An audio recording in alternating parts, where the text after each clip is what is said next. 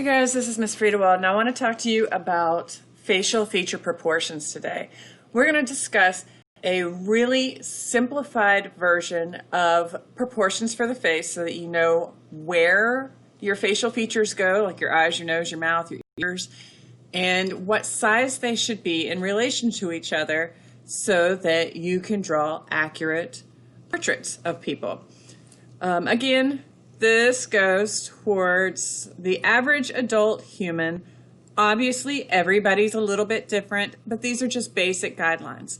There are some really awesome tutorials for drawing portraits on the internet, but I feel like a whole lot of them have to do with having circles that are relative in size to each other and placement, and so you kind of already have to have an understanding of spatial reasoning for those methods to work, which is great if you're a natural artist.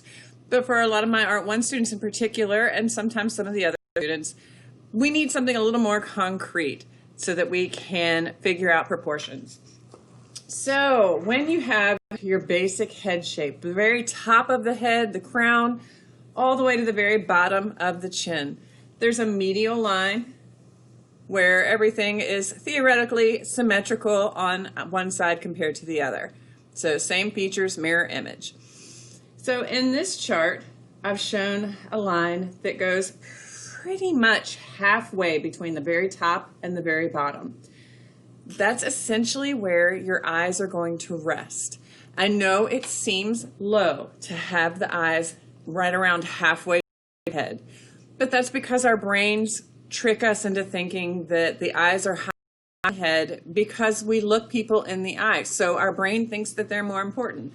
Plus, all this stuff up here on the top of the head is pretty boring. You've just got a big forehead and hair. But without that, you wouldn't have a brain behind it. So all of those things are unnecessary.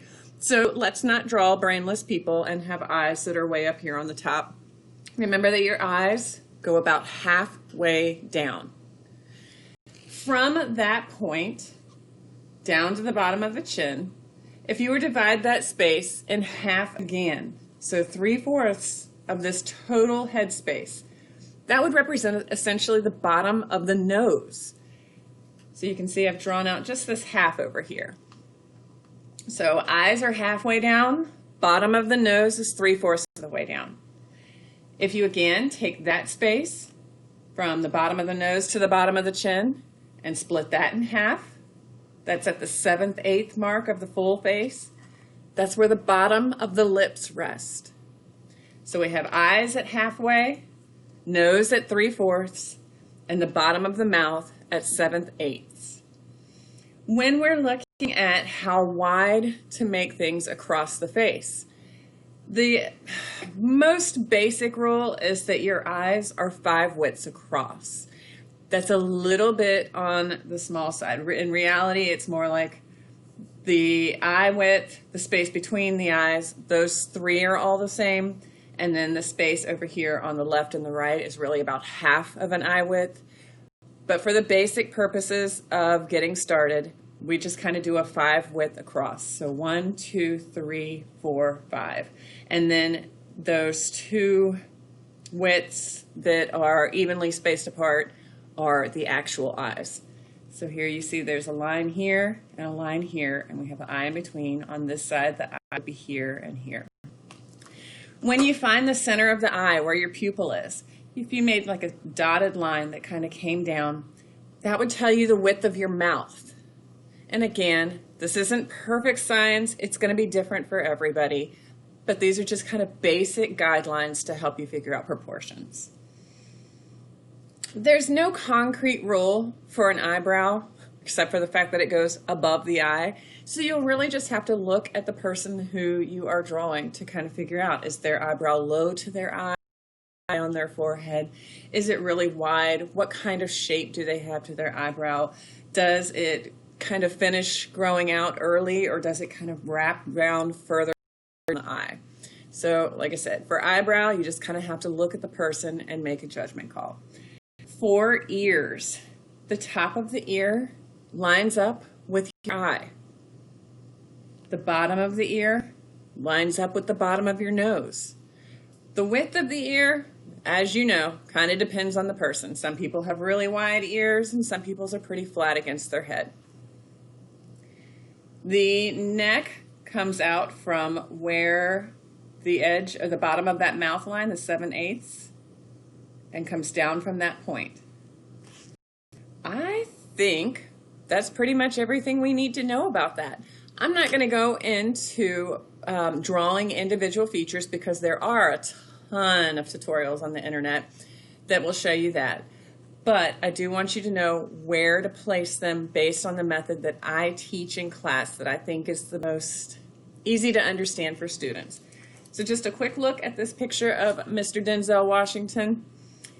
Again, very top of his head to the very bottom of his chin. I don't know if you can see because it's dark right here, but this is neck and this is chin. If we met halfway, we have it right along the bottom of his eyes. So again, the eyes really are halfway. It seems like they're higher, but that's just your brain tricking you into thinking that they're more important. And then we have, you can kind of use your finger and judge. From that eye line to the bottom of the chin, from the eye line to the hair. Notice I didn't move my fingers. It's the same distance. From the eye line to the bottom of the chin, halfway, we meet right around the nose. Again, some people's might be a little higher or lower. From the bottom of the nose to the bottom of the mouth, or the bottom of the chin, halfway, is the bottom of the mouth. When you look at the width of the eye, same space in between, the other eye's the same, and it's roughly one eye width, a little bit less on either side. The width of the nose is kind of dependent on the person. A lot of people say that it's the same width as the eye, but I find that it's a little bit wider than that usually. Again, the width of the mouth, follow your centers of your eyes down, and it's roughly the width of the mouth. So just to give you a basic idea with a picture that shows that it really does work.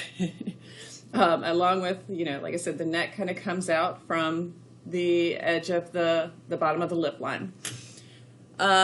Today we will start practicing doing that. I want you to start with just your basic head shape.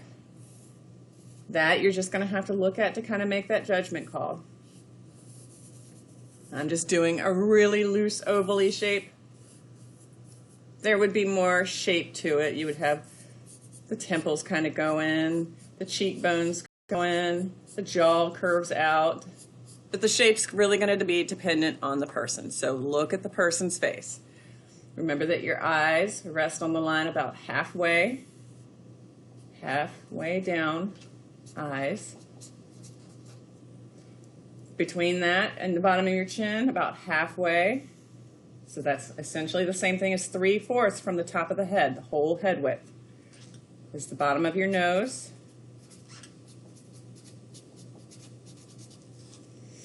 From that point down to the bottom of the chin, about halfway, which is 1, 2, 3, 4, 5, 6, 7, 8 of the whole head is the bottom of the mouth.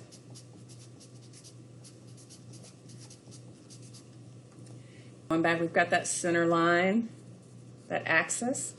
Looking at your eye width, remember we usually do about 5. It's a little bit small for the actual space to the sides of the eyes, but it gives you a basic judgment call. So just kind of dividing this so that each one looks about the same. I'm a little off. That's okay. One eye, the other eye. So 1, 2, 3, 4, 5 widths across. Finding that center point in your eye and dropping down gives you the width of your mouth.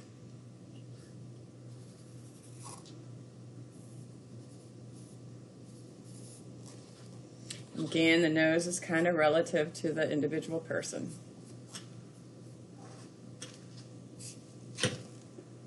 Eyebrows also dependent on the person.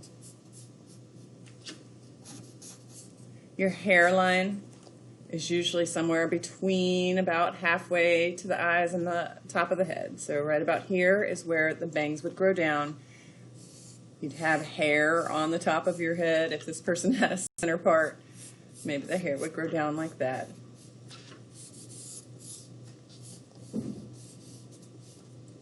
But a whole lot of that top of that head is hair. Ears, remember, they're the eyes down to the bottom of the nose. And then you might have hair that you can see through the back. Neck coming down.